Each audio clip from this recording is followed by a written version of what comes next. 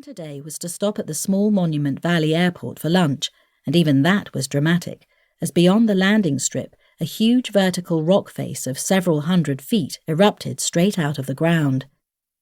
A missed landing would render a go-round a hazardous undertaking in any aircraft.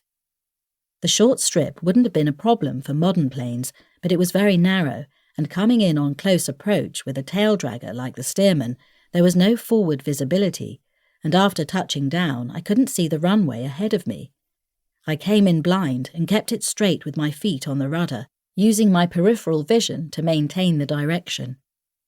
In the thin air at this high altitude, the ground roll felt fast, but the Stearman soon drew to a halt with a pronounced upslope and some firm braking. I hadn't realised beforehand that where we landed was the location for several westerns, and a scattering of tourists had gathered to take pictures with an Indian chief on a horse in the foreground. In another time-lapse, it was as though we had stumbled into the 19th century, and even the Stearman represented an impossible modernity. Nearby was an old stagecoach, gaily painted yellow and red, and positioned on a terrace with the famous landscape as a backdrop. Next to it was a flagpole with the stars and stripes blazing against the vivid blue sky, and below it was a handwritten sign bearing the legend, "God Bless America."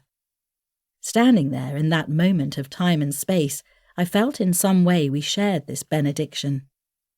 "It's like the evolution of mail delivery encapsulated right here," I said, surveying this scene.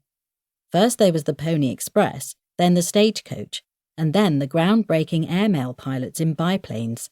And now here we are again. We got airborne half an hour later, taking off downhill towards the open terrain. It was late afternoon when we decided to make a refuelling stop at Winslow before embarking on our final flight of the day to Phoenix. Once again there was a surprise in store, as only when we landed did I realise the airport's full name was Winslow Lindbergh, after the pioneering aviator who was also one of the most famous US airmail pilots. Charles Lindbergh helped develop the route after his historic solo Atlantic crossing in the Spirit of St. Louis.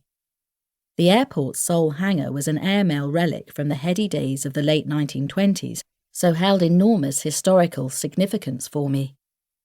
We delayed our takeoff and spent the next hour filming in and around the hangar, one of the most original from the period, and it was stirring to imagine the tall, spare figure of Lindbergh with his sheath of maps on this very spot.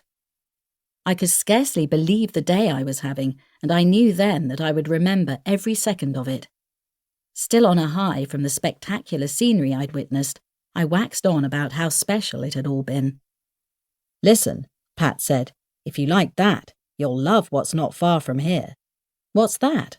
I asked, my curiosity stoked. "Around 15 miles to the west of here is a big crater. It's nearly a mile wide, a perfect circle. It was supposedly blown out by a meteor strike." "You are kidding me."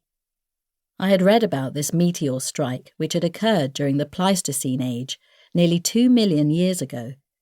There was a time when geologists speculated that this was the meteor that caused the extinction of the dinosaurs, and I was thrilled to discover it was so close. It seemed another marvellous coincidence, and the thought of flying over it in this radiant sunset would be the perfect finale to this most memorable of days. I climbed in, still in a beatific mood, and eager for one last awe-inspiring sight. At 5:10 p.m. we were ready for takeoff. The conditions could not have been better. The late sun cast a golden luminosity over the desert, and as we took off towards the west, with a light crosswind from the north. The only consideration was the altitude. Winslow lies at 4,941 feet above sea level, and the warm temperature meant it would be the usual thin air or high-density altitude for the takeoff with an aspirated piston engine. For any aviator, takeoff is one of the most critical points, the time when you don't want anything to go wrong, and whenever you fly, the possibility that something could is always there at the back of your mind. In the early days of aviation, crashing was an occupational hazard and a relatively common event. Charles Lindbergh famously jumped out of 4 aeroplanes, not, it should be said, the Spirit of St. Louis, when he was an airmail pilot, and, of course, 2 of the most famous female pilots.